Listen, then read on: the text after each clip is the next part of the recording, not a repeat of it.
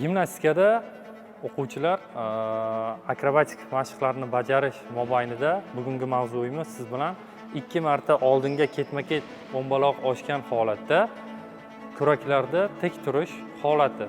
Biz bu texnik ketma-ketlik holatini bir-biriga ulagan holatda o'zaro uzviy holatda bajaramiz. Hozir men sizlarga yaxshilab namunaviy holatda ko'rgazmali va amaliy metodlarni qo'llagan holatda ko'rsatib beraman va bu mashqlarni keyin barchamiz navbat bilan birin-ketinlikda bajarib ko'ramiz.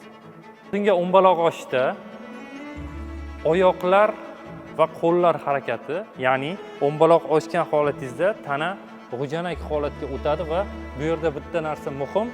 O'mbaloq oshayotgan holatingizda qo'lingiz tizzada turishi muhim, ya'ni pastga ketayotganingizda va bosh albatta pastga engashgan holatda bo'ladi. Agarda boshni engashtirmasak, bo'ynimiz qayrilib ketishi mumkin. E'tibor beramiz o'quvchilar. 1 2 marta ketma-ket o'mbaloq oshish.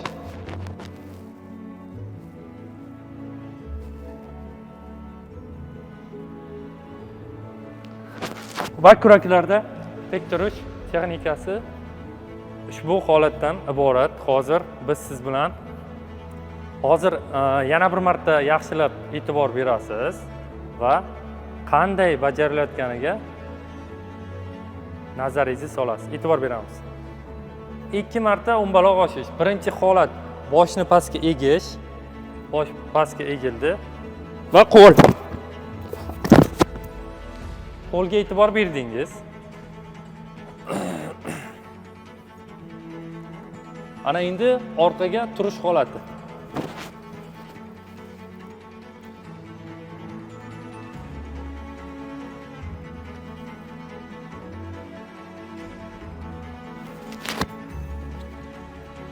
Ushbu mashq texnikasi shunday holatdan iborat. Ana endi biz siz bilan navbat bilan bajarib ko'ramiz. Marhamat o'quvchilar. Jumaboyev boshlab beradi, marhamat.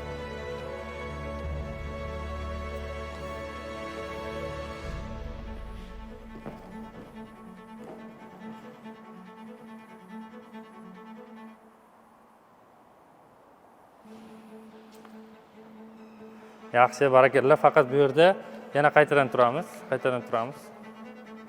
Qaytadan oyoq bilan tik turamiz.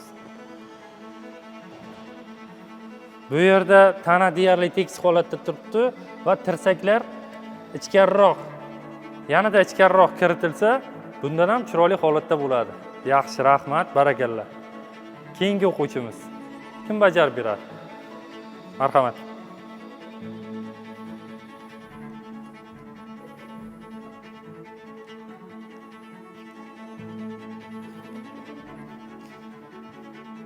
Yaxshi, barakallah. Oyoqlarni juftlagan holatda tizzalar, oyoq uchi, bel va yelka bitta tekislikda simmetrik holatda turishi bu mashqda juda ham muhim. Barakallah Sherzod. Marhamat, o'tirib olishingiz mumkin. Qizlarimizdan kim bajarib beradi? Marhamat. Oyoqni bu tarafga kechamiz.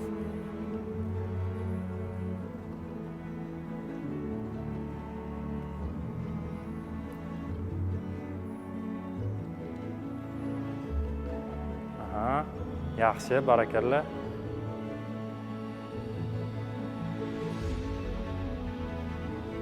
Oyoqni shoshmasdan juftlaymiz. Yanada ko'taramiz belni. Yaxshi, barakallah. Ushbu ko'rib turganinglardek o'quvchilar yelka, bel, tizza va oyoq uchlari o'zaro bitta tekislikda turibdi. Buni bajarishda bizga nima maqsad, qanday foydasi bor degan tabiiy ravishda savol tug'ilishi mumkin sizda.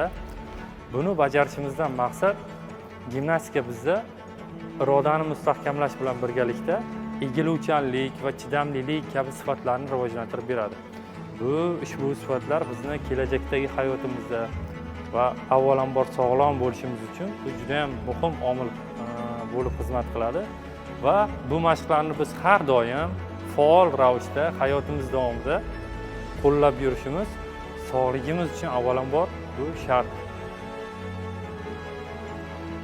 Qanaqa xatoga yo'l qo'ydi? Ketayotgan payti qo'ling bilan tizzadan ushlamading. Tushundingmi? Yana bir boshdan. Shoshmasdan. Dastlabki holat yarim egilgan holatda, boshlar engashgan, o'rtadan boshlaymiz. Aha. Hop. Qaranglar, yana biroz kechikyapti. Aylanib bo'lgandan keyin qo'l borish kerak. Tushundilaringmi? Uje bu turish arafasida ushlab olyapti qo'lni. Tushundingmi? Yaxshi, xatoni to'g'rilaymiz, marhamat o'tirib olamiz. Yana kim bajaradi? Qani, Ibrohim? Ha? Bo'pti. Hop. Barakalloh. Kurakda bitta turib oling. Qizlarimiz ham marhamat.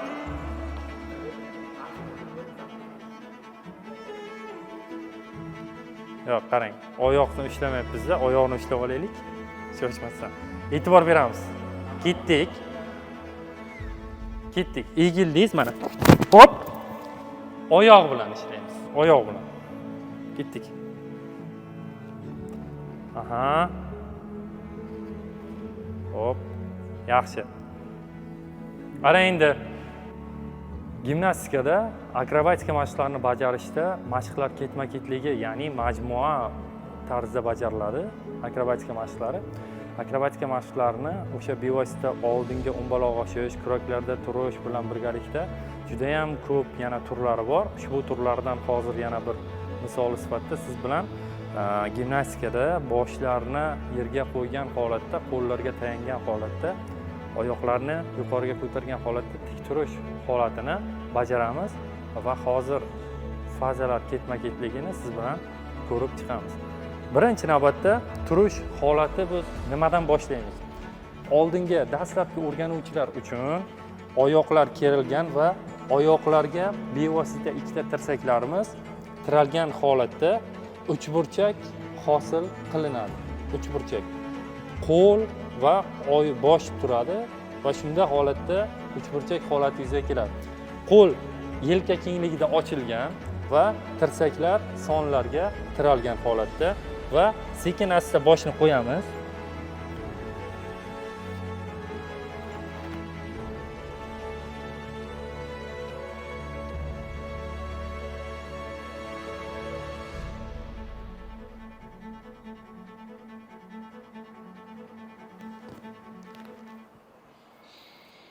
Xuddi shunday holatda bajariladi.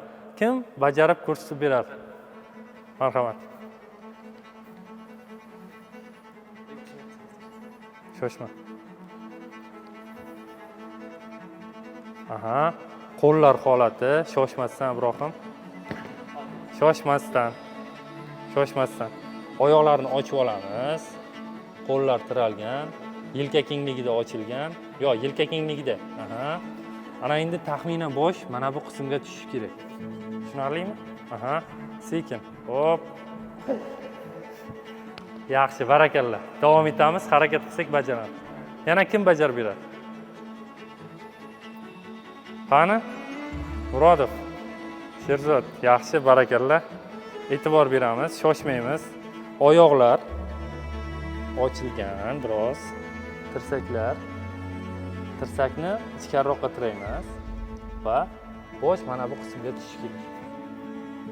Sherzod, shoshmaymiz. Aha, oyoqni juftlaymiz. Oyoqni uchini.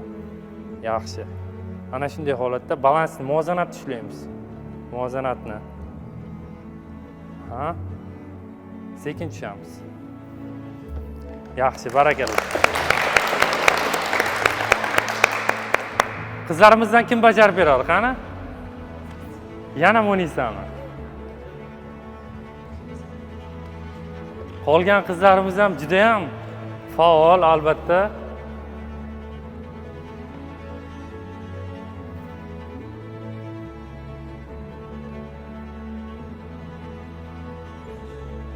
Aha, shoshmasdan oyoq uchi.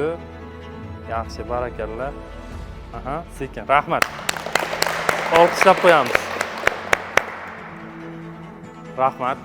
o'quvchilar gimnastika mashqlari bu bizga mustahkam iroda va har qanday holatda organizmni turli xil kasalliklarga va tashqi holatdan keladigan bizga aqliy va jismoniy zo'riqishlarni yengishimiz uchun bu juda ham muhim himoya omili sifatida xizmat qiladi.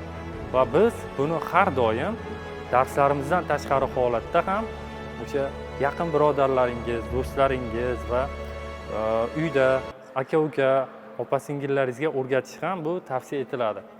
Jamiyatda sog'lom turmush tarzi va sportni keng ravishda targ'ib qilishda bu siz va biz kabi o'quvchilar, ustozlar juda ham muhim omil sifatida qaraladi.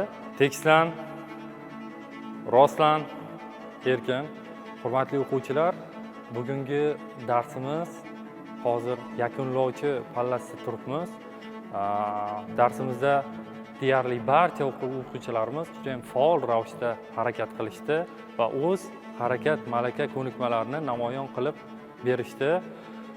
O'quvchilarimizdan Jumaboyev Ravshan, Murodov Sherzod va bir guruh qizlarimiz Munisa Bosh qolgan barchalari juda ham bir chiroyli harakat qilib, darsni chiroyli o'tkazishga yordam berishdi. Qolganlarga ham ushbu faollikni har doim shiddat bilan qatnashishlikni tilagan holatda o'z darsimizni yakunlaymiz va bir-birimizni qo'llab-quvvatlash uchun olqishlab qo'yamiz. Ishtirok uchun sizga kattakon rahmat. Darslarda va qolgan darslarda ham juda ham faol bo'lishga harakat qilamiz. Guruh, savol bormi o'tilgan darslar bo'yicha? Yo'q, ha? Yaxshi. Kimni sog'ligida muammosi bor? Hech kimda jarohatlar yoki boshqa holatlar yo'q, ha? Jarohatlanganlar yo'q. Bunaqada bugungi darsimiz o'z nihoyasiga yetdi. Guruh 10 ga bugungi darsimiz tamom. Xayr, salomat bo'ling. Rahmat.